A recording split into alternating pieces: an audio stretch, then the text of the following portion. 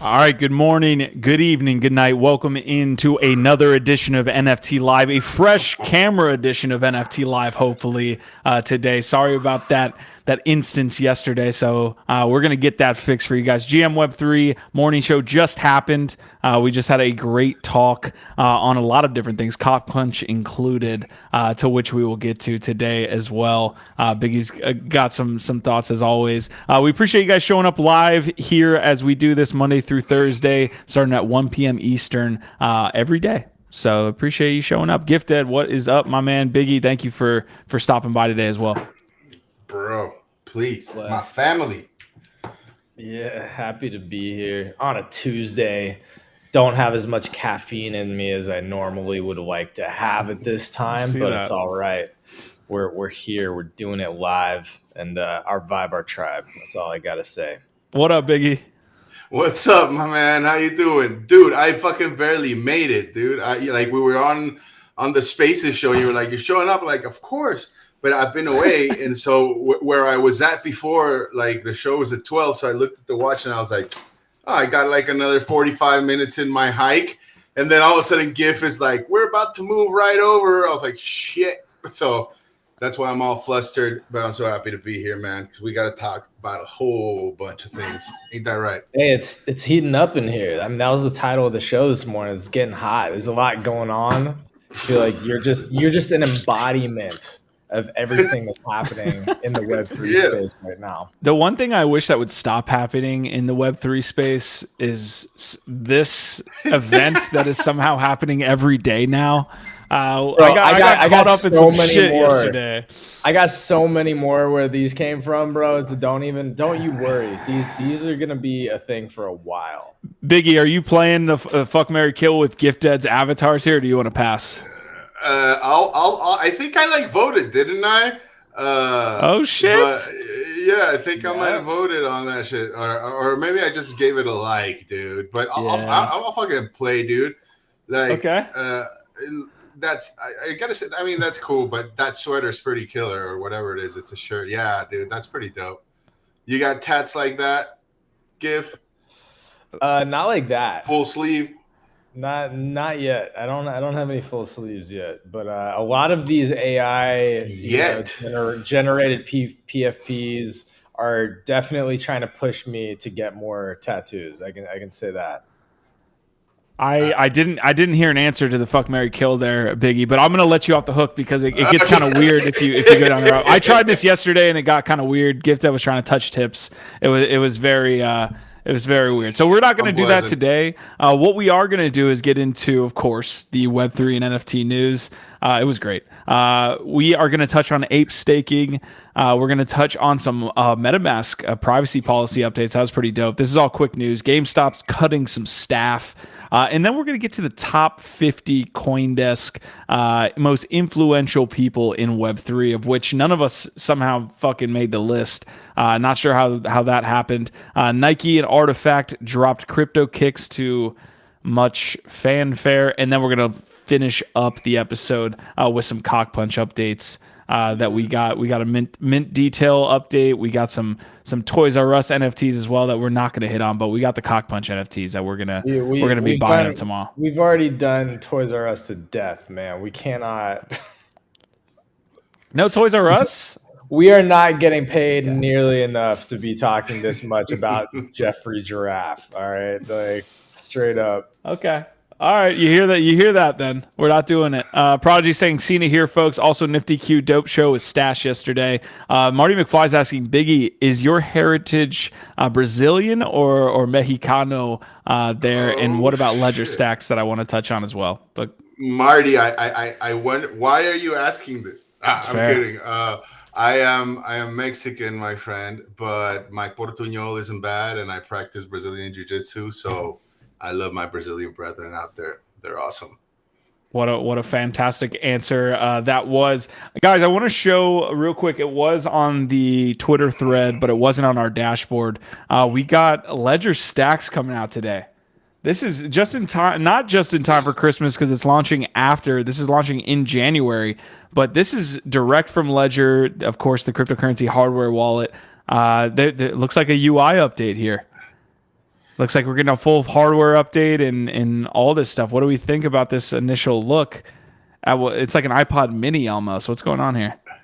It's super cool. Well, it's using that like e-ink similar to like what the Kindle uses, right? But I saw some color there too. You're going to be able to put like your favorite PFP or NFT on the cover, which is really cool.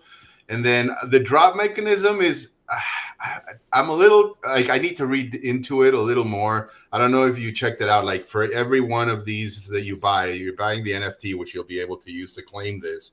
But you will also get airdropped one of 5 different possible artist generative NFT pieces. The first generative pieces for the Ledger market. Yeah, it was just really, really cool.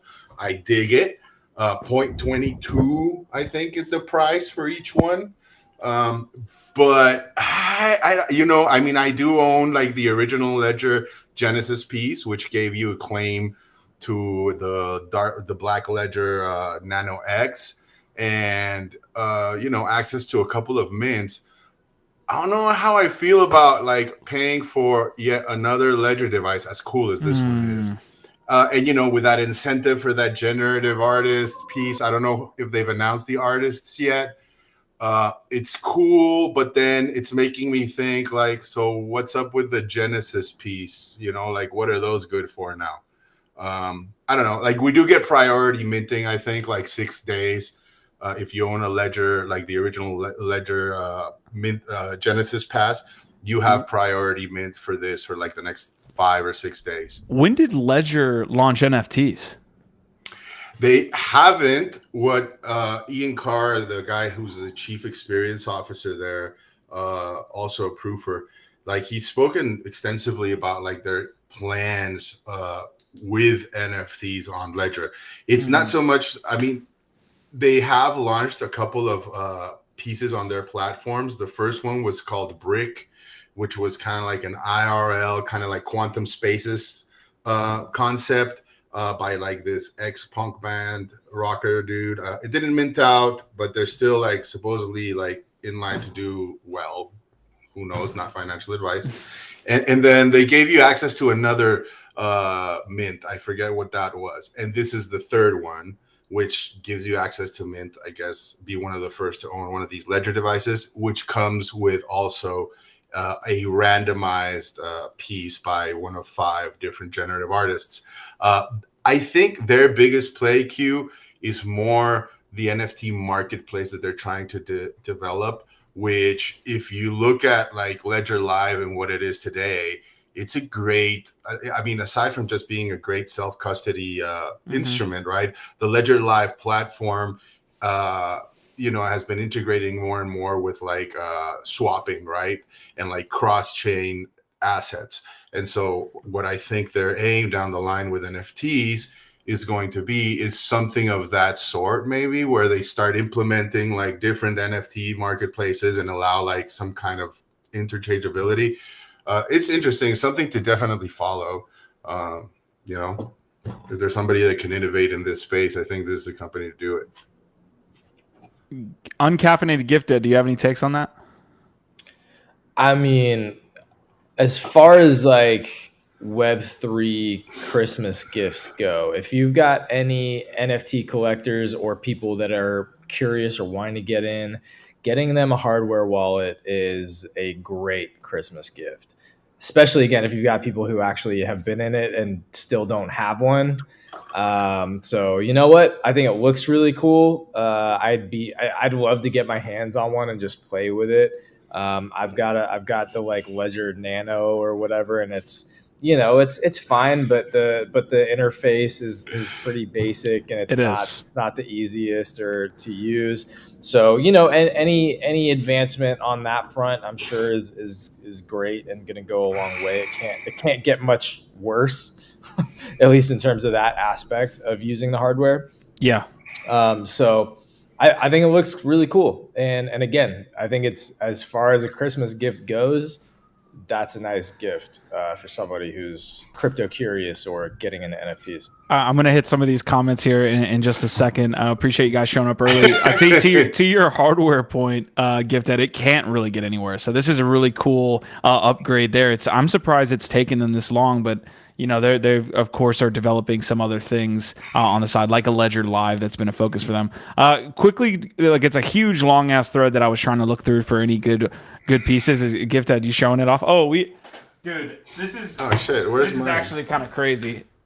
This is your key to being cool on this show. If you don't have your ledger right next to you while you're watching NFT Live, you're not that fucking cool. That was actually that was a cool fucking moment there, boys. All right, going back to the ledger thread. Right now, I carry a bunch of things in my wallet and in my pocket. This comes from I think they did like a special kind of a product launch, essentially, a la kind of those Apple moments. Right now, I carry a bunch of things in my wallet, in my pocket: credit cards, an insurance card, a transit pass, my identification card. In my other pocket is my phone, and it actually has a lot of those cards on it. Why am I carrying both?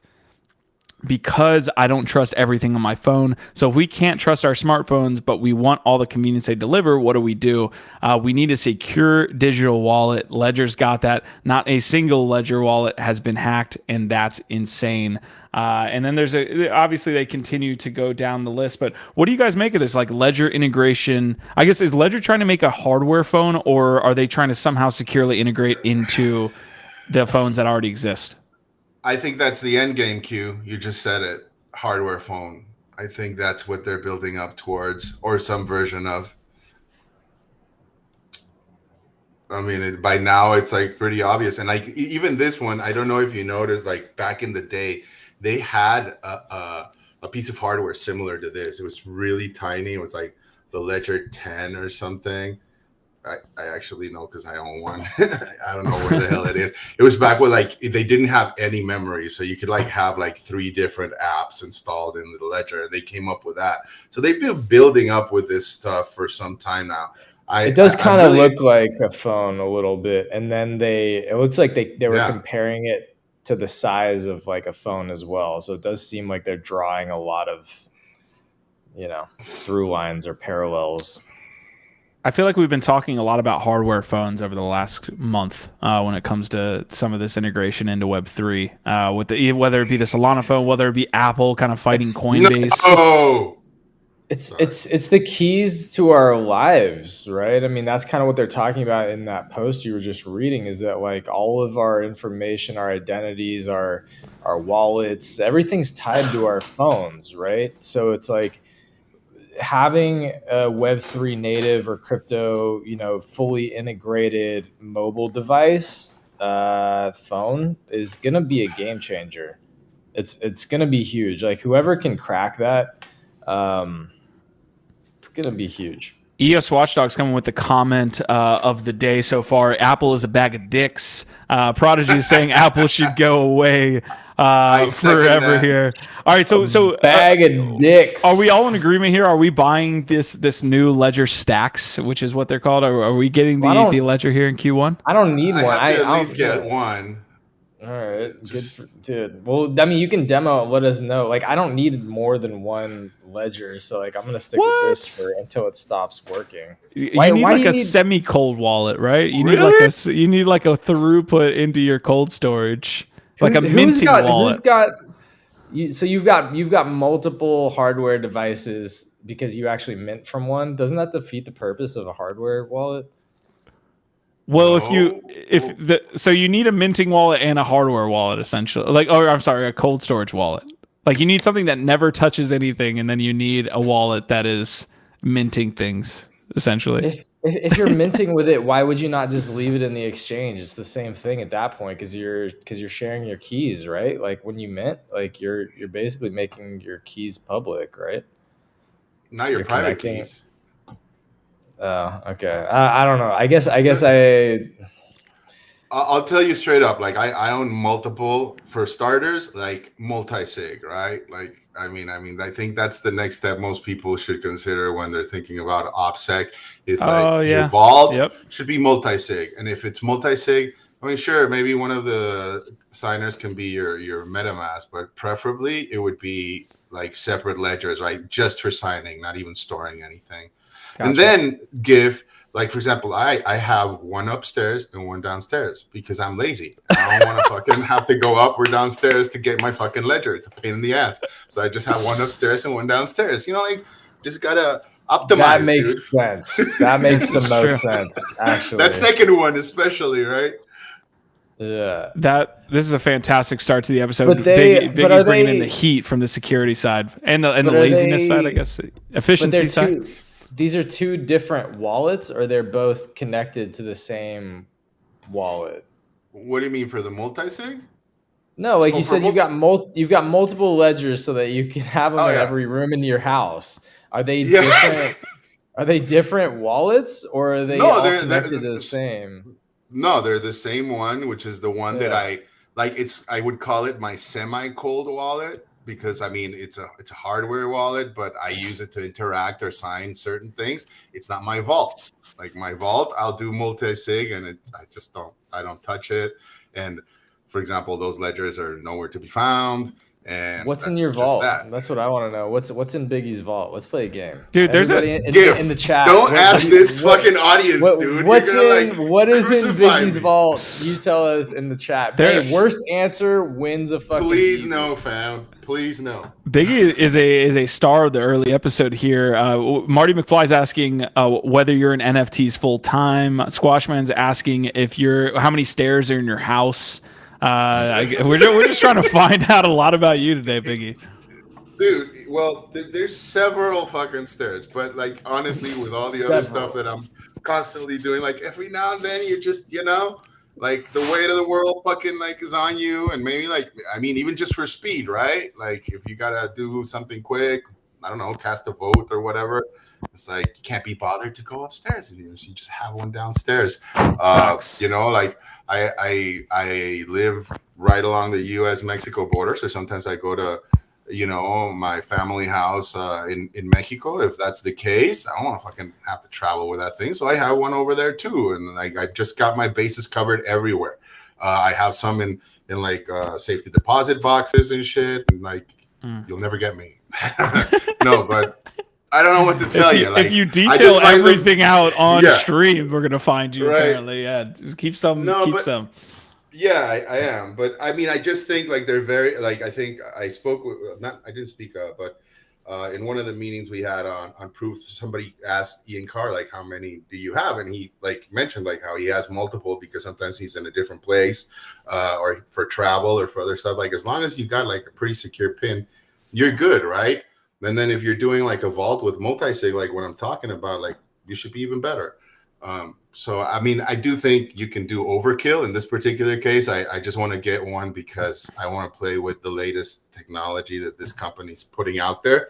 But yeah, to think like you need 5 more fucking ledgers. I'm ledgered out, GIF. I definitely have some for like holiday gifts or something, right? Yeah, Marty says if he dies, will we help him get his shit out for his fam? Yes, absolutely. Send us your seed phrase. Send us your seed phrases and where all of your hardware wallets are, and we will absolutely take care of you and your family. Yeah, that's when we will discover Marty is like the biggest CockPunch whale in like the fucking ecosystem. Despite all the fun that's been said about CockPunch. Yo, speaking of CockPunches, Spain took one in the nuts. Morocco defeated Spain in pens. And what? Quick World Cup update. Spain is out. Morocco moves on. This has been a pretty crazy World Cup so far. A lot of bad beats, and this might be one of the biggest because it's further into the tournament. I just can't wait for the next U.S. game that's happening this week. Oh wait, Christian Pulisic couldn't put that first one away, and the whole game changed after that. So thanks, Captain America. We wouldn't have even been in that game without him, bro. Come on. Can't win. Cannot win. Can't win with these U.S. fans. All right, we're going to get into the rest of the quick news. Speaking of like a wallet, right? We have MetaMask that had some blowback after their I guess privacy policy said that they track data. We got a little bit of an update, so just want to follow this up for you guys that have been following that story. Notably, Consensus reported today that it plans to delete user data after 1 week and highlighted that data collected via its crypto wallet, MetaMask, and infrastructure provider Infura is never sold to third parties. The type of data collected includes user wallets and IP addresses, but only when they make transactions rather than simply checking on an account balance. So, obviously Consensus had to do some walk back here on what they're doing. What do you think? Fuck it. Never shared with third parties. Never sold to third parties. Only shared with governmental agencies and other, interested fucking underworld fucknuts. No, hell no. You already like put that out there. You don't get to take it back now. Like, it's not cool. Yo, 10,000 underworld fucknuts actually might be solid. That might be a solid project. 10,000 underworld fucks. All Let's right, pencil that one down. 2023. GameStop coming out. Of course, they launched on Immutable X. This was a marketplace that was going to save GameStop. It was going to be the pivot that they needed to survive because I think the GameStop actual brick and mortar stores are like ghost towns now. They're like a Decentraland metaverse, if you will. But GameStop is laying off additional employees today, including its crypto wallet or some from its crypto wallet team. The gaming retailer launched an NFT marketplace, of course, this past summer, and is going to continue layoffs because, I guess, of bad earnings reports are coming out pretty soon here, end of Q4. So we're going to get some earnings reports that look pretty bad. Anyone that kind of bet on the metaverse here in the last year, if you're not making any money, like I don't know if they expected the Immutable X, the GameStop NFT marketplace to really take off this year, but you see Meta doing the same thing where they had to lay off a bunch of people because they're betting on the metaverse pretty heavily. So, anything in the past year that's really gone heavy, big time Web3 and is a big Web2 company hasn't done that well. Yeah, or at least like metaverse definitions of Web2 concepts, right? Like Meta is very much in the VR space, right? Like I wouldn't call it like the metaverse play per se. In the traditional Web3 sense of the world, I would call it more like it's a VR world play, right? I agree with what you're saying, Q. I'm just being nitpicky about it. It's not ownable. I want to think it's like more like creative destruction, right? Because a lot of these people that have been working at these companies that have had a lot of insight and perchance maybe some ideas that have not been executed upon will now be able to do so, or find employers that are willing to take a risk on them, and let's see what comes out of it, right? But yeah, we're taking it in the balls for now. Thoughts on GameStop laying off people, Gif? It's not like a big surprise, I guess. Yeah, I mean, they tried to launch they're launching their own wallet, right? So it's like it would be 4 different types of gaming apps that are gaming based NFTs, I guess. I don't know anybody that's used it. Like we haven't, other than maybe when they announced it, we haven't talked about it at all. Like I don't know what it's been doing, so can't color me surprised. It's like, I mean, I don't know. Like I always saw GameStop as like this interesting case study on like memes, right? And like trying to meme something into existence. But this was kind of a little bit forced, right? I mean, it had this great story of like going up against Wall Street, the underdog and all that. And obviously they were able to, extend their runway for some time to try to justify their existence or capitalize on that moment. But you already had that stain of a dying company. Yeah. For all fucking intents and purposes, should not exist, right? How dare you, Biggie? No, I mean, look, what they have been doing is fighting to figure out new revenue streams and revive or refresh the brand. But it's more than just like the brand. It's the whole revenue model that's challenged, right? So they're trying to find new revenue models in Web3. I hope that they can continue to experiment, and I'm rooting for GameStop. I love GME. I love the story behind it. It became sort of like a company and a brand of the people, in a way. So it's like, I want GameStop to continue to live, and I hope that they can figure it out. But obviously, you can't just create new revenue streams out of nothing. And it might take a while, or they might not make it. You don't know. A Prodigy saying, I'm with GIF. We knew that it was coming soon. Not sure what he's referring to there. Marty McFly saying blue balls are the rarest CockPunch per Tim. So are we getting some mint details, more mint details coming in from CockPunch here? We're going to touch on that later. Very well-informed future. I pray that the gas gods favor you, Marty, because we need you, man. We need you on that team. I need you on that team. I want us to both get into that arena and give ourselves the love taps we deserve. And on top of it, I want you to show me where that line is. I want us to explore and see what you have to do to get kicked out by Tim Ferriss. And I think you're the guy to do it. You're the man. Yeah, as far as domain expertise goes, Marty by far knows the most about punching cocks, and so we're very, very glad on brand for him you here. Yeah, Nifty Q. I just noticed you look very different today. You look like a whole different guy. It's like you turned a whole 180 or something in your life. What did I do here this morning? What do you mean? You just flipped. Yeah, it just flipped. That's it. In the history of the NFT space, I don't think anyone's flooded a project more that is then going to be buying the project. The dude is like, you can't run down a mint price floor, Marty. He quoted you this morning. He straight up quoted you this morning on GM Web3, bro. Oh, yeah, that's true. Oh, listen, I subscribe to... and I believe I was talking about, again, to Cardano early on. It's like, do you want to be right? Do you want to make some money? So apparently he sees an opportunity to make some money, although it goes against his ideals or his thoughts. So maybe. Hey, do what you got to do, All Marty. Right, last quick news here. This could be quick news, and I also want to get Biggie's take because I thought he put it pretty well about just Bored Apes versus the entire ecosystem. But just a quick update here on ape staking. It looks like 30 million were staked here in ApeCoin. This is good for the supply, right? This is good for the supply of ape. If you want to talk about the portion and the, I guess, mechanics that go around staking, locking up tokens and taking that out of the liquid supply is good. The problem is on the 12th, we start to accrue rewards and people will start dumping it if they're not going to restake the ape for more ape, as a good Ponzi does. So the question again here is this going to go well? Is it not? We'll have to wait it out. Another question, and we kind of talked about this yesterday, is where we're going to be staking.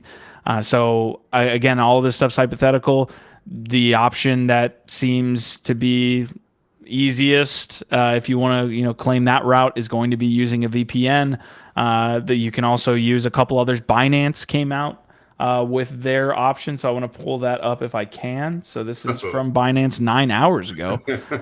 They're going to have an ape NFT staking platform here. So via Binance NFT Marketplace, that will go live on December 12th. When the rewards start accruing, we can look into a little bit of that. But here's an example, again, of the third parties that are going to come out of the woodwork to try to provide services related to ape staking. So, guys, before I get Biggie's take here on BAYC versus the community, any thoughts on ape staking? Anything that's come up to you guys, in your Twitter thread or any research? Go ahead. I haven't read. I'm not too informed on like the staking mechanisms and the rewards and all that. I can only just say that I've grown suspicious, like increasingly suspicious of like staking mechanisms for some time now. Like I just think that it's a way to further dilute like initial investors. I'm not saying all of them are the case, but some of them have proven to be so. And so I'm just, whenever I hear like staking single-sided, I don't care, dual asset liquidity providing, I am completely agnostic. I try not to fuck with it. At least at the moment right now, I think it has yet to be perfected. And if you're going to play in that game, you better be looking at that thing like a hawk, because there's sharks in those waters that are just very capable of like This draining you is and leaving you with nothing. Yeah, this is kind of what I was alluding to. We talked about this quite a bit at this point, and so I don't know how much time Q we want to dedicate to talking about ApeCoin on this particular program, but we've been talking about it quite a bit, and yeah, I've been burned really badly by several DeFi staking protocols. And it's so risky. Like I actually already sold 25% of my ApeCoin, and I'm going to put some in, but especially living in the US and probably having to go through like a third party, which just adds extra layers of risk on top of it. Like I am concerned, and it's not because I don't believe that the Bored Ape or Horizon team aren't trying to do a great job. It's just that like I feel like the majority of these staking DeFi experiments so far have all been Ponzi. Like so much of this shit is Ponzi-nomics. Let's just be honest. But like if it's not done really well and actually done in a way that can somehow survive and support longevity, like dude, this shit can crash and burn a million different ways. And some people are getting wrecked with the current setup. And this was brought up in the community prior to the staking actually going live, and nothing was really done about it.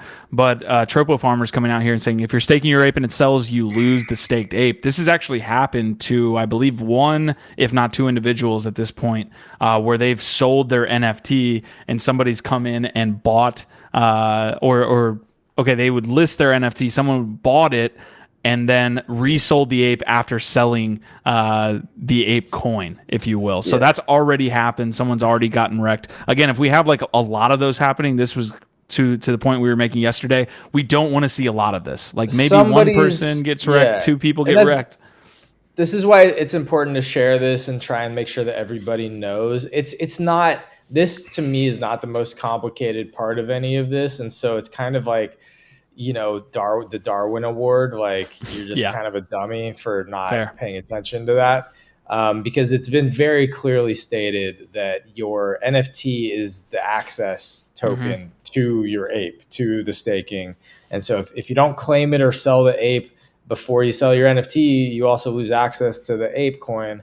So just be aware. And honestly, again, it's like if you're doing that shit and you don't know at this point, I feel like you're kind of just earning the Darwin Award. Yep. There's a little bit. So I agree in some elements that this was not needed. Again, this was added as a utility to a token that didn't have much other utility, right? And it's more NFT utility than it is ERC20 token utility. We've seen mutants go up about 20% in the last 7 days. We've seen Bored Ape go a little bit up, not too much. Kennel Club obviously had a huge run up because those are like lower assets that allow you to, or lower priced assets that allow you into these pools. So it is NFT utility, and that's the one thing that I focus on this is if it's done well, we can potentially see a way forward where NFT communities could have an ERC20 token that provides value to their holders of NFTs, right? Because not a lot of communities have that at this point. Gutter Cat Gang was going to have their gang token. I don't think Doodles has even talked about having a token, but there's a way forward where if Ape doesn't completely blow up, we could see a Doodles, a Gutter Cat Gang, a Moonbirds, all of these PFP communities having an ERC20 token that could then provide value via staking. If this goes well, if it doesn't, then and it's like, oh, the Ape coins at 5 cents, everyone got wrecked, we're fucked. Then yes, Gutter Cats has allegedly been working on what is it, the gang token with Horizon Labs, with Horizon for some time, and I'm actually kind of frustrated that I don't know. Maybe there's been updates on that. If there's been updates on the Gutter Gang token, please share that in the chat. Nope. I haven't seen any. I've actually been pretty frustrated by that because it was supposed to have launched in Q3 already, and they obviously pushed it back because of regulatory environment, etc. But it kind of seems like to me they're just waiting to see what happens with ApeCoin. at this point. Okay. And it's like, okay, I kind of 100%. get that. But again, it's one of those things where you set certain expectations and timelines. And so like, I'm one of those people that actually bought back in to GutterCat. I bought several NFTs in the GutterCat ecosystem because of promises that they made about it coming this year, coming in Q3. So I'm a little bit frustrated by GutterCat. Marty McFly's got a good comment here. Hot take: ApeCoin was thought of during the banana craze by cyberkongs that dried up. They had the peer pressure. If you ask them now, I bet they would regret setting up the coin and staking, in my opinion. So basically saying that here's an example of an NFT PFP project that, did not go well. A staking process that didn't go well, and therefore would they want to walk that back? It's tough. Oh, man, there's bullish cases too. Maybe they add stuff to the other side. Maybe they continue. Maybe the staking does go well, and you have Ape at $10 and people are making a ton of money. Like, there's a bullish case on the other side as well, right? Prodigy calling you out, doing the Lord's work there, holding you accountable. Haven't shown your Hasbully yet, Q. I don't know. I don't know if we're. Thank you for bringing that up, Prodigy. Making sure somebody is paying attention to what this guy's doing over here. But also, I wanted to reply Marty's saying, no one commented about my take earlier. Do you not find Franklin and Free and overall Bored Ape tone cringe? No one backed me up. I think there's a lot of cringy fucking people in Bored Apes and in NFTs in general, right? It's like, I don't think that that's exclusive to Bored Apes. Like, there's cringy degens throughout the whole fucking space. There's a lot of the same kind of shitty tone that you get from Bored Apes on other projects too. I do think that I think one of the most annoying things that comes to mind on this topic is that there's a lot of people that use their ape to build a social following and used it for clout. Like, I have an ape and I've never used it as my PFP, maybe once or twice for fun or on Clubhouse or something. Yeah, screw those guys. I've used it once or twice, but I didn't build my whole identity and brand around my ape. Some people did that and they built a tremendous following. And now they've got, maybe a big, maybe an outsized influence that they don't entirely deserve based upon the merits alone, simply because they were there at a certain time and place and minted a Bored Ape. I do find that obnoxious because then you get a lot of people that follow and listen to these idiots. They're just idiots that again, just got lucky. So I do find that to be kind of toxic and annoying. As far as Franklin specifically, I kind of feel like he's a necessary part of the ecosystem. It's you want flippers, you want volume, you want velocity of money. All of these things contribute to having a healthy, robust ecosystem. So I'm not going to say I agree with everything that Franklin does from a strategies perspective. I know he's undercutting the floor a lot and you can say this and that. Yeah. It's that's a big part of what he does. I'm not saying I agree with everything that Franklin does. I just kind of see him as sort of I don't know if I'd say important, but he's part of the ecosystem. Flippers are always going to be part of the ecosystem. At least you know what? I actually appreciate how transparent and open and upfront he is, because you know what? There's a lot of other people doing shady, shitty stuff and flipping and doing weird, fucked up strategies, undercutting floors or just dumping floors, or there's a lot of people doing not just the type of shit that he's doing, but probably way worse, that are not as public and open and transparent. And so actually, the fact that Franklin is kind of yo, this is me, I'm telling y'all, I'm showing y'all, this is what I'm doing. I kind of respect it a lot more. You sipping for Franklin right now? You sipping for Franklin? I'm not simping for him. I'm being realistic about what's actually going on in the space. And I will always have a lot more respect for somebody who is out there, open, honest, transparent, than people that are hiding behind, synonymous anonymous PFPs or using anonymous wallets to do all their shady shit. And then maybe again, they might be in public rooms as another person, hyping up a project while they're fucking selling it through other or doing shit like this, just straight up manipulation without any transparency. So let's not kid ourselves that there's a bunch of fucked up shit going on. I don't think Franklin is the worst dude out there. I'll just say that. In my opinion, crypto's come a long way in their community building and just the people in the space. Like in 2016, 17, you should have seen the simps back then, dude. Like I wouldn't even call them simps. They were just absolute degens. Like the degeneracy has cooled off as we've added more people into the space. So it's just like, when someone says like, oh, look, they're acting like fucking idiots or they're acting like apes, like, man, we've cooled off. Trust me, this is way more tame than the bullshit you got in some of those Telegram groups back in 2016, 17. That shit was absolute madness. We're a little bit more, we have some decorum here. We got Squash Man saying, I feel attacked now. Or why do I feel attacked? You know what, Squash Man? Definitely not directed at you. You're a real one. You're a legit dude. VGF, we're all just idiots, aren't we? True. Hey, we're gonna be we're gonna be following this. I dropped this thread here, and I'll get the link again. But I dropped this thread for you guys to follow. Apparently, this comes from araving.ape.eth. He said he's going to continue to update this as staking goes live. So I'm just going to drop that in the chat if you want to follow. Looks like he's right now following the amount that's staked. So based on the amount staked, obviously, if more people stake, the less APYs you're getting. Some of these pools right now are at 1,600%. Again, this doesn't add to. That's going to drop. Is there a floor though? Does it only drop to a certain point, or are you saying it's totally dependent upon how much is staked? Because if so, then that kind of sucks, right? That means that you're not guaranteed any APY. Which actually, that would make more sense because I think that's how most of the other pools do it. It's actually it's variable based upon how much is being staked at that time.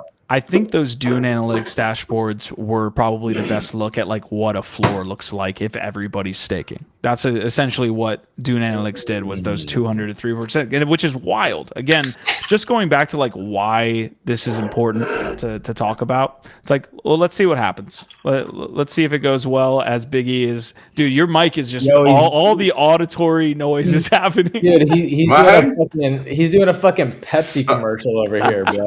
You know what? Fella. No, it's important. Pepsi needs it. Apparently, Pepsi's doing layoffs too right now. Everybody's laying everybody off. So you know what you got? Out here. Blood orange, bro. Out with the homies, and nobody can lay us off because we're already doing our own fucking thing. We're already out here. It's a nice way to put that. Yeah, nobody can lay us off except for ourselves. Oh shit. Okay, that is the last of the ape staking as it's related to the details. Biggie, do you have any thoughts on like the comment that was brought up, I think, on the show was essentially like, and I think I brought it up when people initially were just like, why would we have to talk about ape staking? It's like, because it's a story that's happening. Is there a BAYC versus the NFT community right now? Man, there always is. Again, like we said over there, I mean, I'll try to rephrase. The FUDDers are going to exist all the time, right? But like we mentioned, there's a lot of communities out there, Gutter Cats, Moonbirds, a whole bunch of others that we're planning on coming out with these tokens. And we're all waiting to see what BAYC and their, whole ordeal with the SEC and this staking, how it goes, to see how the whole space can proceed. So we should be rooting for them, right? And I think it is something to keep an eye on, right? Because they are like the pallbearers, the main, thrust of trying to bring this stuff into mainstream. And it's just unfortunate that, it's such a small little galaxy in the whole ecosystem of crypto, which is, like I said, single digits of the amount of wallets, active wallets in Ethereum that own or interact with NFTs. So, like getting into these like small, who did something first or how dare they try to innovate or do something different is just pointless, in my opinion. And I hate sounding kumbaya. If you know me, I'm a positive guy, but I like to consider myself a sober, positive person. But I really don't see the point of trying to tear stuff down even before it's launched sometimes, right? Or give it a shot at least. See what's happening. I mean, some people there are putting their capital at risk, right? Trying to, going into this experiment live. Like, why would you want to wish for other people's downfall, right? On the contrary, a rising tide lifts all boats. If BAYC does well with this, then yeah, there's a whole bunch of projects that can benefit from it, right? And spearhead and innovate from it. So yeah, I'm not for this type of FUD, in my opinion. Like that's exactly the type of shit that I wish there was a switch for, or that I most of the time just tune out, because I don't have time to debate it, and I just think it's a waste of freaking time. Yeah, I think there was a couple interesting takes on this from GM Web3 this morning. One was the whole idea about tribalism, which is, I think, natural for humans and everything, but especially in NFTs. But also then the point that like Bored Ape doesn't really have a natural rival yet because they're so much bigger than everyone. I think that's an interesting take.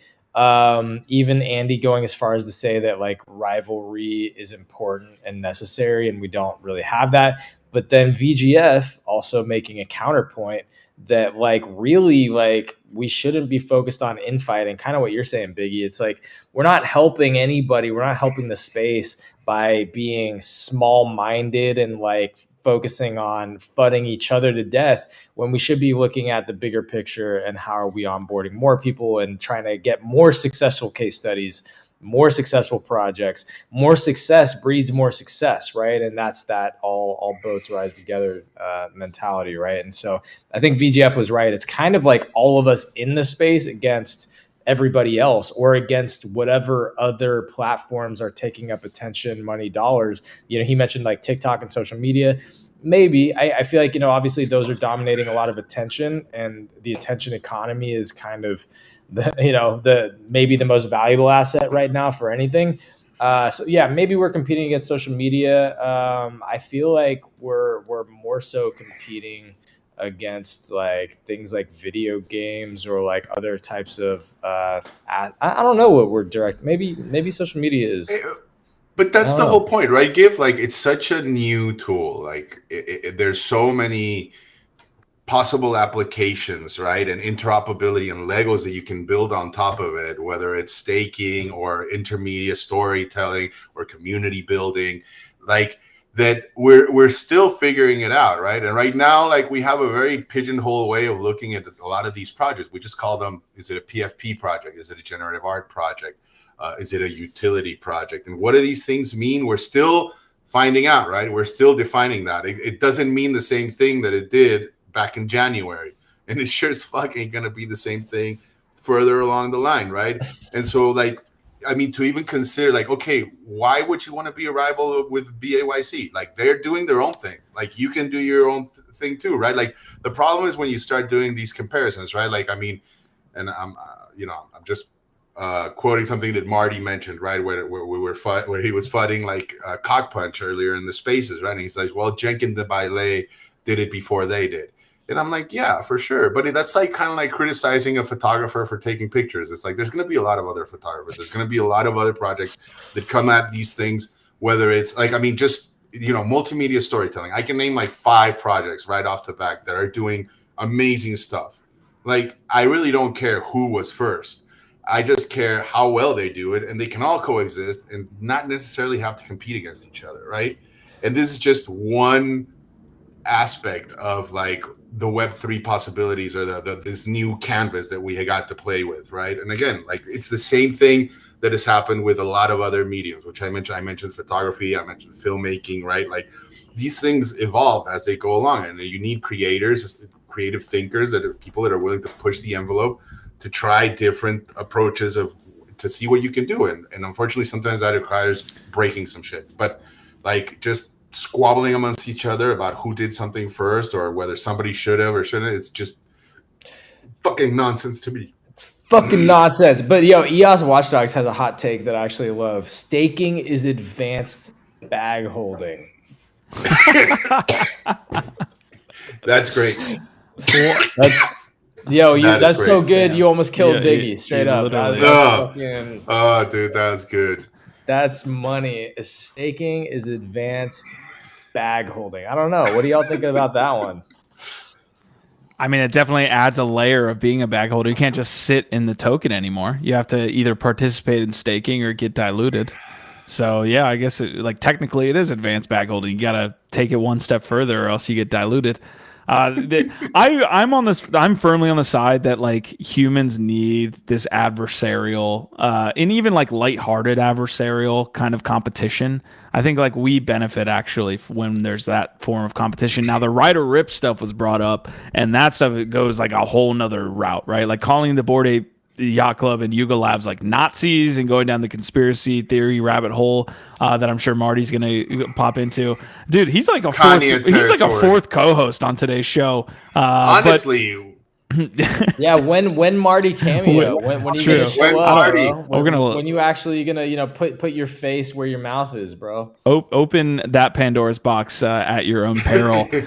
But I kind of lean on again the side of the fact that we need some competition in the space. So then, and again, this goes along with that. I think that there's not really an NFT project other than maybe Moonbirds that can in CryptoPunks was at the time, and people still bring up when the floors kind of swap. But really, they've been acquired by Yuga for one, and two, they weren't in the same community realm, I think, as the rest of it. It was really like a fine art, and it's not the same in my opinion. Like the Larva Labs wasn't like creating a ton of utility, and it wasn't going to be like a competitor, quote unquote, to Bored Ape Yacht Club like you would see with a Moonbirds or a Doodles or something. We don't have that in the space right now. It's bad. It's bad for the industry to not have that. Well, I think there's Bored Apes, and then there's a whole tier of sort of like second and third tier that kind of you could argue there's more real rivalry or competition there, right? Like a Doodles and a Moonbirds. You could, again, it's like you can make an argument between those maybe, but yeah, you can't really compare anything to what Bored Apes has achieved and what they're doing and the team and the resources that they're commanding. So anyway, great points. Marty McFly says he's too handsome to be on the show. All right. Guess we'll have to take your word for that. Video game freak is saying in comparison to social media, gaming, Netflix and Disney, those kind of brands, rather than I guess what he's saying is rather than get into tribalism and infighting over scraps. Do you think Disney and Netflix and all these streaming services, they don't compete like outwardly to each other? Is that what the claim is? No, he means we are competing with them.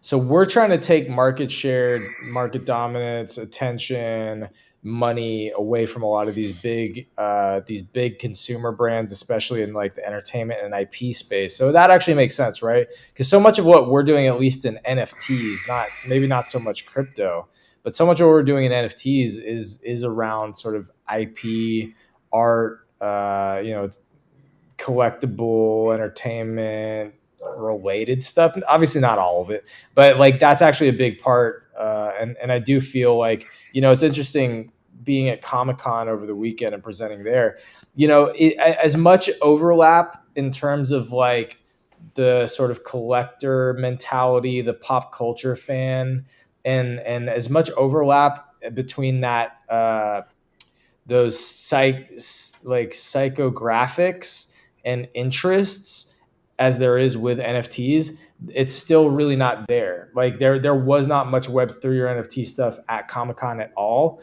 but it's like that is totally the demographic that should be really into NFTs. It was artists. There was a giant artist alley, a bunch of art, comic books, different collectibles of a zillion different kinds, pop culture everywhere. The whole thing is IP and entertainment.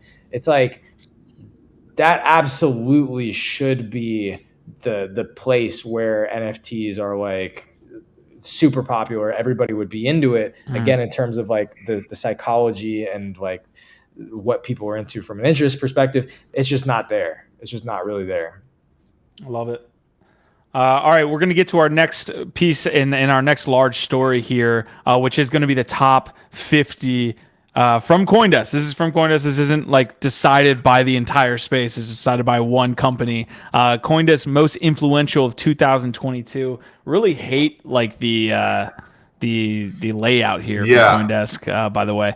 But we will get into this. Leave a like here. Before we do pop into this, leave a like on the episode if you can. It does help get the episode out and get our voices, your faces, your chat onto into the Netherverse, into the Webiverse, if you will. And Netherverse. I said this yesterday. I think I'm going to roll with it continuously. Wow. So into the Netherverse, and we can only do so if you like the episode. All right, hopping into CoinDesk most influential of 2022, CZ up top. I don't know how I feel about, and I'm reading this. I'm reading this number 1 through number 50. The executioner. Yeah. Right? Start with the executioner at the top. Fuck. Okay. Yo, when I first saw this list and CZ was up there, I was like, nah, that really doesn't make any sense. There has to be somebody more influential, and there's a lot of recency bias in there. But really, he did like set SBF up and just knock that shit out of the park for like a week's period.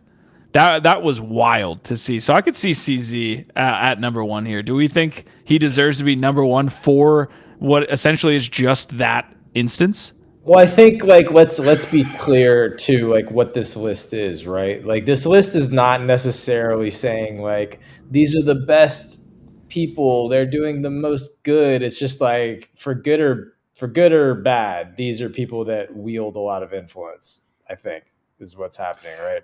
Okay, so is CZ number 1?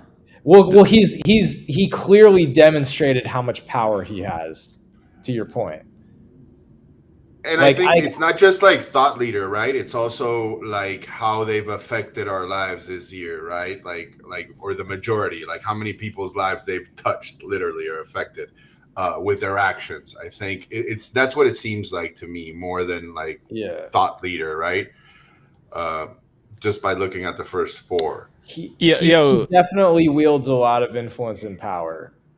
Yeah. Okay, so I want to read this because I looked like I hadn't read through most of this detail here. To be clear, the most influential 2022 is a list, not a ranking. Okay, so CZ was not number 1 here on the list. While we acknowledge some of our influencers had an outsized impact this year and give them more prominence on the list, at some point ranking achievements is unrealistic, and inevitably not everyone will agree with our choice. It looks like they're watching Rate My Bags because this is literally our experience. Many of our influencers, as befits the crypto bear market we're in, are bad actors, but influential nonetheless. We make no claim that this is a list of the most admirable or admired.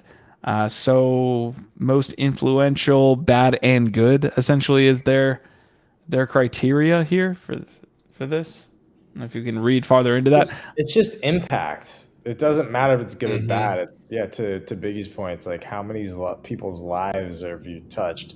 How much of an impact do you have? Okay, so not in any particular order, apparently, according to CoinDesk here, but Zach XBT, Ryan Wyatt, and Zuko Wilcox. Zach XBT is the only really one that I know in this group, this next group. I follow him like for, I think, research, reporting, and those pieces. Correct? Yeah, for sure. And then you got Zuko Wilcox, which is like OG privacy guy from Zcash. Also pretty pertinent, you know. I forgot the middle one. I'm having some issues with Coinbase's list here. CoinDesk. Do you?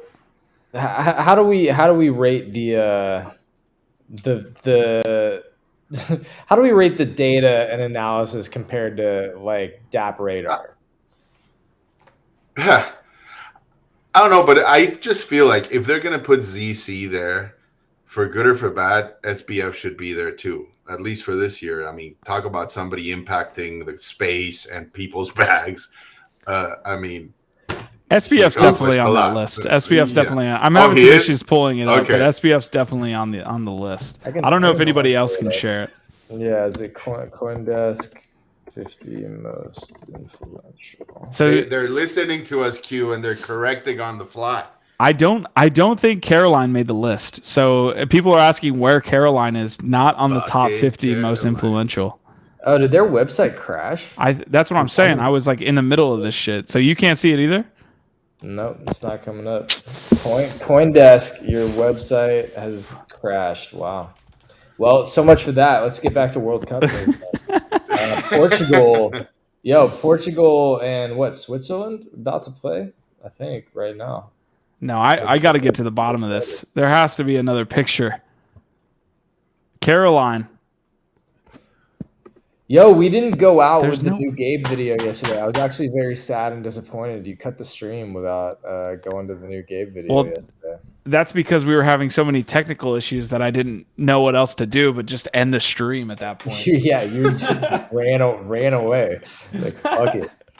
Oh, I couldn't even tell if I was like coming through at that point. But all right, we're gonna try to get this CoinDesk top 50 here. Why don't we just do an interlude? Let's play the Gabe video as an interlude and see if when we come out of it. Yikes! I'll give you a better interlude. Biggie, we are now at the eve, the day before, if you will, for the CockPunch mint details were released. Basically, also another trailer was released. So we had Wednesday 10 a.m. through 12 p.m. Apparently, and then 24 hours for the public. 0.3 and then 1 per wallet. Do we have any additional details you know about other than what's been released here? The one thing that fucking got to me, and I can't 100% confirm it because it was late at night. I was about to go to bed, but I got that allow list email, and from what I read, I'll try to look for it. It said something about like being 10% over allocated, and so that makes me tremendously nervous. Might be, I hope I don't end up joining Marty McFly on my like anti-Tim Ferriss tirade if I do not get to mint my fucking cock. But we will see. Let me tell you. I'll fucking find this email somewhere. I'm sure you can find somebody to punch you in the cock if you don't. It's not the same GIF. I like EOS Watchdogs is already planning the derivatives. Here it is. We got the dick butt cock punchers as one of the first derivatives coming for sure. So fucking. What do we got, Biggie? No, I'm looking for it. It's like the wait list. I found the wait list. I have one on wait list also. I'm sorry. I can't believe we crashed the CoinDesk's website. Like this is what we do here on NFT Live. We were legitimately going through the CoinDesk top 50, and the website just crashed completely. I'm telling you, man. Someone's like looking at our shit. Like, they're covering it. Shut that shit down. Anyways, I could have sworn I read something about it, and maybe I'm just like paranoid from like previous mints that have done this, but there's nothing worse than getting like an allow list and then not being able to mint because it was over allocated. I will say that is not cool. So I'll let you guys know tomorrow. All right, we got it. Find it today. We got something here. GIF, is this yours? Yeah, I meant to bring this up on Web3. So Starbucks Odyssey got this email last night. Journey begins December 8th. So this is a follow-up. You know, Q, I know you're extremely excited about follow-ups, doing more of those. So this felt like a good one. Journey begins December 8th. I'm only excited if we can name the segment. Like we need to, like it can't just be like, oh, we're following up here. There needs to be like a full-on segment name where we follow up on this shit. But go ahead. Sorry. Yeah, but this says it's almost here. Excited to announce that the Starbucks Odyssey beta experience launches December 8th to a small group of waitlist members. This initial group will participate in entertaining, interactive activities to earn collectible journey stamps and Odyssey points you can't find anywhere else. Starbucks Odyssey will immerse you in our coffee heritage, bringing to life a new and deeper way to experience Starbucks. We look forward to learning and gaining feedback from the first group of members that will shape the Odyssey experience. If you receive an invite, you will have 3 days to register for Starbucks Odyssey beta. If you miss your invitation, you will be re-added to the wait list and will qualify for an upcoming round of invitations. If you do not receive an invitation on December 8th, don't worry. We will continue to invite more members each month. You must be Starbucks Rewards member. All right, so there you go. You might be getting an invite if you're on the wait list. Looks like a small number will get first access to the beta, and you got 3 days. How do we get on the list? Portugal up 1-0 on Switzerland. Ooh. Oh, if you Portugal. didn't get on it already, they closed the wait list like a while ago. But they're picking specific people from that wait list, or is that everybody that got in? Yeah. Okay. No, it sounds like they're choosing. Dude, they're probably just going to start on- with like the first, 500 or first 1,000 people or whatever off of the wait list and go down from there. Gotcha. Are you a yeah. Starbucks patron? Gifted? I'm not gonna lie. I mean, yeah, I go there sometimes. I like the bacon and Gouda breakfast sandwich. Yeah, why not? Oh damn! But I actually I'm like hungry. Dunkin' Donuts. I actually like Dunkin' Donuts a lot better than Starbucks these days. Not gonna lie. This is the alpha you come here for, ladies and gentlemen. Gifted is a Dunkin' Donuts and not a Starbucks. I guess connoisseur here. All right, we're gonna get into one more piece. We got completely rugged by CoinDesk here. So we had this one other piece of news that we wanted to touch on. This was Artifact's Cryptokicks release. Apparently, there's been huge blowback on this release. I'll point to WAGMI United as a project that people were buying so that they could get a physical. And WAGMI, I believe, is going to drop those on their users or their holders. Apparently, this Cryptokicks NFT needs to be bought. The only thing that you're doing here when you have an artifact, I believe Monolith 2, is it gets you access to buy the Cryptokicks. And then you get, I believe, a 20% discount, which was also mentioned. And there's been a lot of blowback from the community on that piece. So apparently this artifact drop with Cryptokicks was not well received by the community for, like I just mentioned, two reasons. One, it's a discount, and two, you actually have to buy now the Cryptokicks. The NFT just gave you access to buying the NFT. Do you guys know anything about this last release with Artifact? I barely skimmed through it. This is the first time I got more in-depth stuff about it, but I did hear something about us WAGMI United people getting airdrops. That's nice. Well, we were going to get the jersey. We didn't have to then buy the jersey, which is what's happening here with Artifact. That was the deal, yeah. Promise. That was part of the promise when you minted that specific NFT, right? This is I don't think they promised these kicks when you minted. What was this for the clones? No, right? For the artifacts, no. Isn't that the clones? CloneX? Am I tripping? Isn't this? Yeah, RTFKT. But was it part of the CloneX or was it part of monoliths? So Artifact took $9 million from secondary sales of Monolith 1 and Monolith 2 over the last 10 months, and then decided if you're outside the U.S., your Monolith 2 is worth $0. Apparently, this is shipping issues. If you're in the U.S., you can pay $500 to $1,000 or your M2 goes to $0. So you can apparently claim with the Monolith 2 your artifact Cryptokicks here. That's the problem.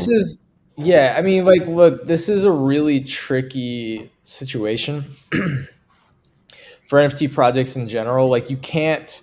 I know from personal experience launching, 2 different projects.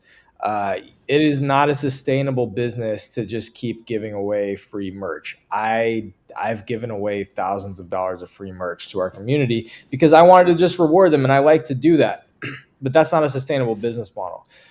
So this is much more like what the NFT space is going to be about. It's going to be about loyalty and rewards. It's going to be about communities that care about these different products and brands that want, early access, that want special access, but they're not just going to be they're not going to be giving away free shit all the time.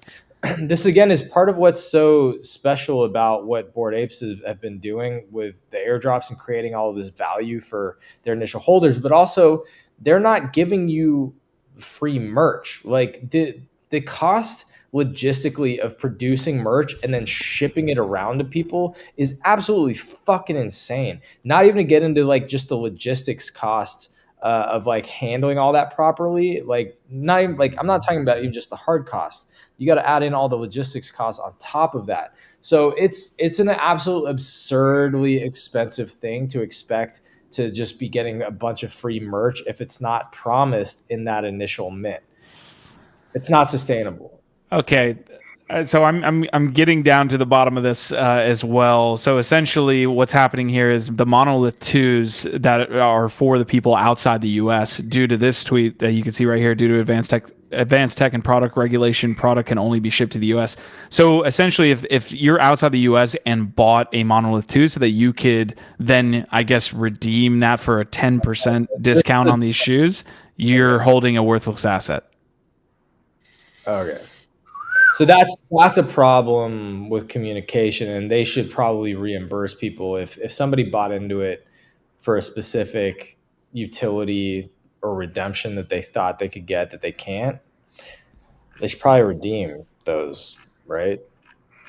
Yeah, the problem with CloneX, this comes from Asmodai. The problem with CloneX sneakers is that they priced shows above 0.5 to 1 ETH and only shipping in the US, not about free stuff, just being reasonable. Marty McFly saying apparently Nike cannot ship worldwide. So they did a worldwide sale on the NFT and then could only offer the product to US. Yeah, that's confusing. There's some good comments that always come through in the chat, and I appreciate the discussions we have based on them. But like, Artifact's done this multiple times. I think Marty was talking about it. Artifact botches every drop. Artifact has had like a lot of problems with most of their drops. I feel like we were covering them all the time. I haven't got, like, I'm not in the Artifact community, but it seems like we're talking about them for their drops a lot.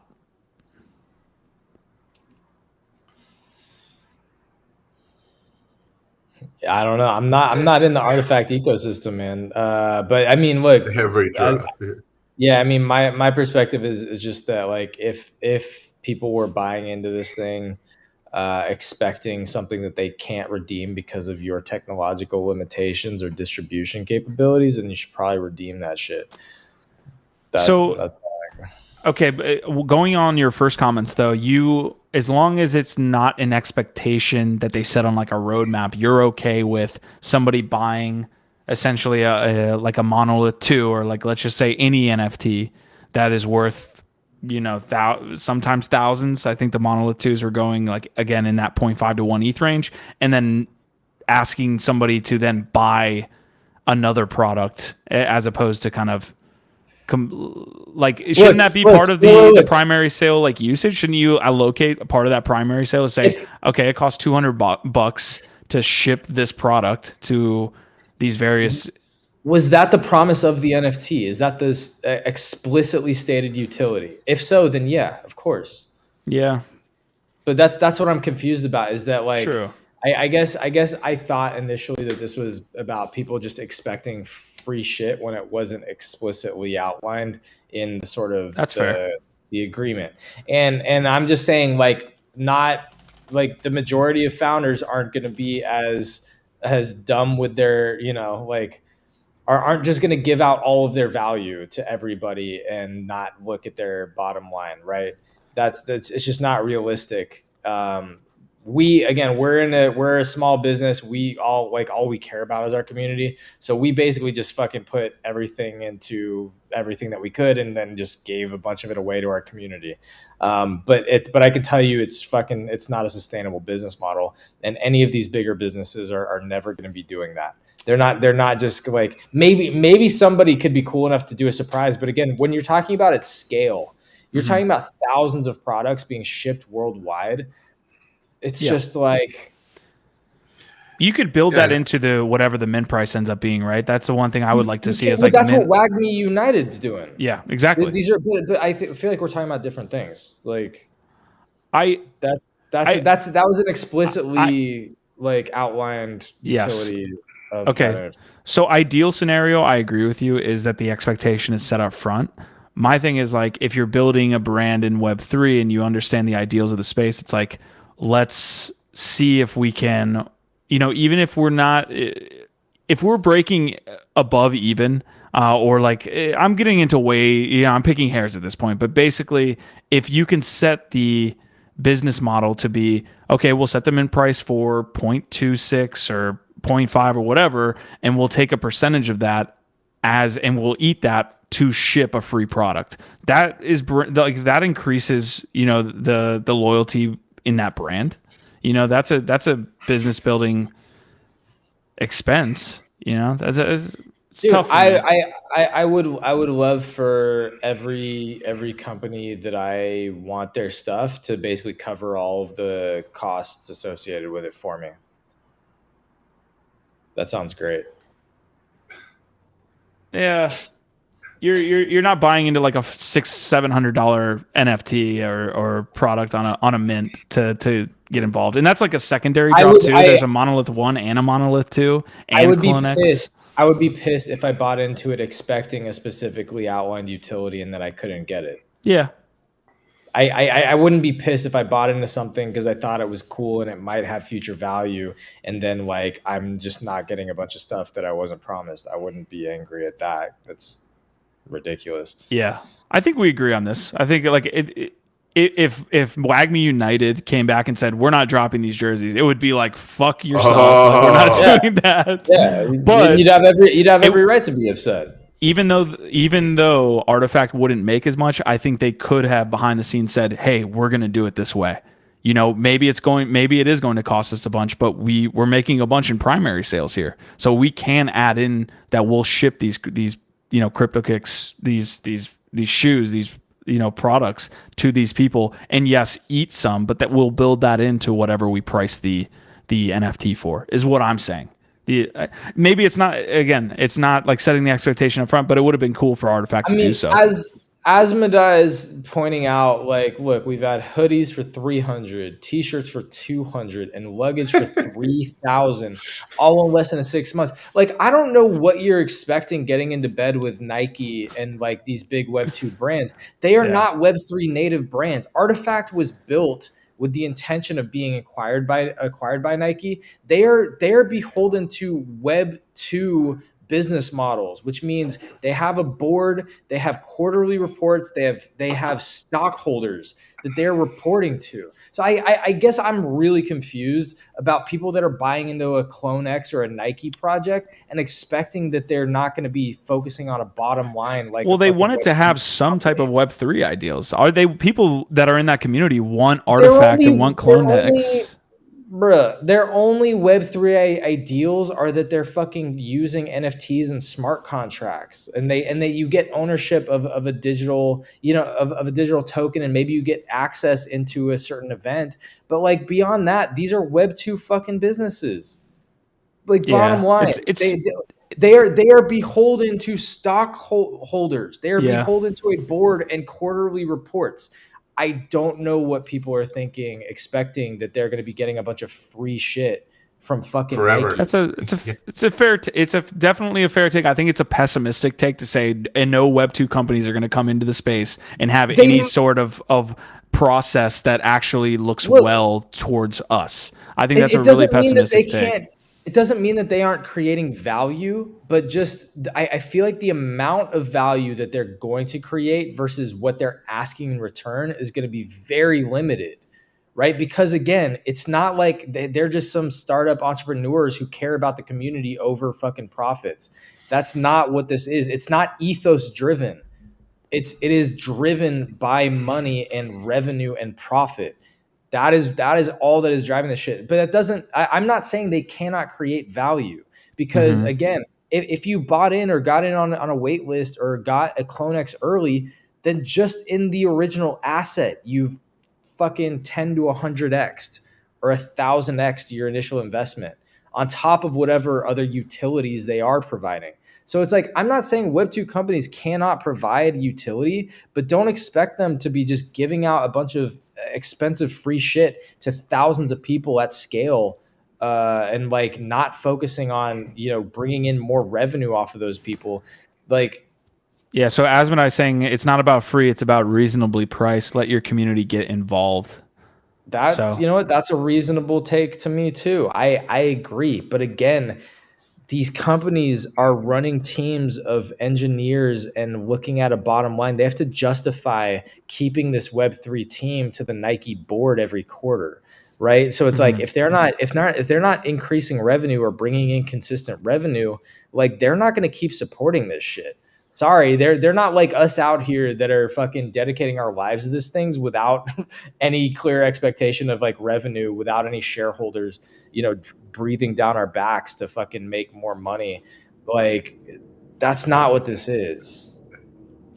The physical honestly, product just looks looking, pretty dope here. I wasn't. I mean, I haven't even taken the time to look at it clearly until now, Q. And you see all the work that goes into making these like glow in the dark shoes and shit. Like, I mean, they're not going to be fucking auto lacing. Yeah, like that shit's not going to be free, right? But I think what you are getting, if you are, a holder in this particular ecosystem, is access, right? And I mean, how many like shoe flippers are out there in the world, right? I mean, that make money off of it. I mean, it's, if you think these things are going to be worth more down the line, well, you get dibs on buying them, right? And maybe reselling them. I don't know. But yeah, to expect just a constant stream of free merch, by the way, everybody also wants it to be high quality. It's kind of like stupid. Like, you're not going to get that. It's not sustainable. There's going to have to be some kind of price. I think what you're getting with these, I think that's their idea with Nike and all these guys, is saying, okay, well, we're going to give access to our community first, right? And if you just look at what, like, Supreme, like, the lines to buy the latest Supreme drop are like, and most of those people are just looking to flip right away. Well, this is, I think, a little more efficient, a little more elegant, and maybe a little more fair to their community. But yeah, to expect it for free, I don't know, man. Those things look like it have a fucking cell chip on them. Portugal 2-0. Portugal 2-0. Wow. Yeah. So again, it comes back to the communication by the entity that's launching these NFTs. Because what I think is happening here is people thought that buying the monolith 2s at a certain amount of ETH would get them the redeemable product. Like, they're like, okay, I'm minting monolith 2s. This is going to get me the actual product. And what ended up happening was you get a 10% discount on buying the fucking shoes. And oh, by the way, only US can do it. And oh, by the way, what is the utility of monolith 2s now? Like, so it's just a communication issue from Artifact side, right? It's like people had outsized expectations of like what the monolith 2s would be, I guess. So. And that's why you got to be careful with like what you put out there, right? Like, one thing I have been noticing in like the spaces and the podcasts that I've been listening to lately is that questioning of the roadmap now, right? Like, of the white paper of what you put out and what you promise, right? It's like, because things move fast and sometimes, what you initially promised is no longer the thing that's interesting, right? Or it can't be provided because of regulatory reasons or anything, right? So it's a little bit strange too, though, because you definitely want to know what you're getting into. Gifted, you've talked about the launches that you've done, right? Like, you've launched specific NFT products, you've launched physical products. I want to get your take before we head out here on like, what if you had to do this over, like, what does that look like? Does it look like Monolith 2 could have been just an airdrop to your holders? So Monolith 2 is an airdrop now. And then that requires that gives them access to buy the physical product. Like, doesn't that seem like it would fit cool. more? Yeah. I mean, again, it's like you're starting with value, you're giving value in a new NFT, and then that gives you access. I mean, that would be cool. When we did the initial DBs merch at first, we token gated it through the DBs, and so you had to have DBs to be able to get first access. And then we really affordably priced that shit. Like, I think our shirts were like $24 and our hoodies were like 60. Like, we weren't really making any money at all on any of it. But yeah, I mean, I think that's a cool way to do it, because then it's like you airdrop them another NFT, gives them a piece of art, has a little bit of utility added. So I don't know. Gotcha. That could be a cool thing.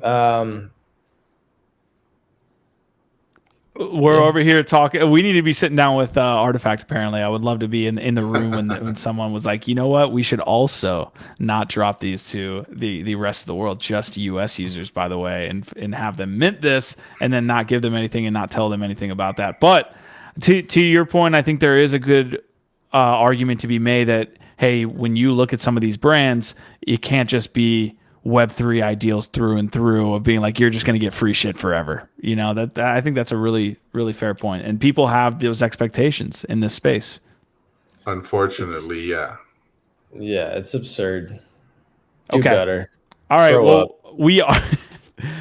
unless you don't want to grow up, then you can buy the Toys R Us NFTs that are launching. We should just get like sponsored. Grow up, yo. We need to be sponsored by Toys R Us NFT. That roadmap, though. Woo! Speaking of roadmaps, actually, no. I wanted to say one thing on that. It's kind of coming back full circle to the CockPunch thing and what Biggie was saying about, like, you know, he's setting expectations early on that, like, don't have these crazy high ridiculous expectations. It's going to be what it is. I'm going to have fun with it and we'll play it out, and if you're along for the ride, you're along for the ride. But like, I'm not here for you to flippers to be fucking, you know, making this into some crazy shit, or, you know, trying to treat me like I owe you free shit for the rest of my life. Like, I think that's what he's doing, and you know what, respect for that, trying to set expectations low so that hopefully you can over deliver, or, you know,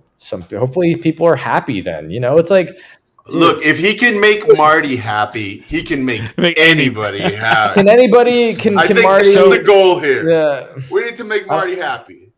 I don't know if anybody can make Marty happy. Let's be real. Wow. I think we make him happy. We can't sign off. We can't sign off with that. We will be looking at the yacht party. This was also talked about. We're signing off here. This is just my last take. Bullshit. There is a fucking yacht. There is not gonna be a fucking Jeffrey the giraffe yacht party. It's not gonna happen. Then explain the billboard that says Toys R Us party with an arrow pointing at a yacht. Bro, don't. Okay, who was it saying, like, so with a whale swimming in the bottom too? Apparently this roadmap comes with a caveat that it's all can be changed and it's all just fucking marketing, right? I mean, that's what this is. This is marketing. That, like, I don't believe for a second that they've got a like legit, like, look, that looks like a legit fucking yacht. That looks like a fucking cruise ship. This is one of the worst things I've ever seen. Are they literally gonna do a fucking cruise ship yacht party for their NFT collectors? Prove me wrong, NYC, Jeffrey. Dude. Prove me wrong, Jeffrey. Fucking do it. You know what? If anything, it'll probably be a fucking boat party like the Bored Ape yacht party that wasn't a fucking yacht. They'll probably just rent one of those fucking party boats in NYC, to your point, and call that a yacht party. Because since they're clearly taking notes out of the Bored Ape notebook here and just trying to fucking be like them, which is hilarious. All I'm saying is, if there is a Toys R Us yacht party, we are going to this stuff. I'm gonna buy 3 Joffrey NFTs. Just so us 3 can get onto the boat, because these things are gonna fly. $100 each. I like that you say Jeffrey the giraffe's name like he's King Joffrey from Game of Thrones. Joffrey the giraffe. Listen, if you want to be called is it Jeffrey with a G? Is Jeffrey with a G on Toys R Us? You can spell Jeff GEOF. No, you can't. No, okay. You can't. I disagree. All right, Agree to disagree. We're going to be following. Ronan's going to be here tomorrow, by the way, folks. We're going to be following the CockPunch detail and launch tomorrow. That's the mint that's going to happen tomorrow, I believe, while we're live. That's when the first waitlist mint goes live. So we'll be following it. We'll see if Biggie and Marty can get in to CockPunch here. Otherwise, we'll, I guess, follow up with a top 50 CoinDesk when their website works. But we appreciate you tuning in today. Hit them with the gift, Ed. Full screen.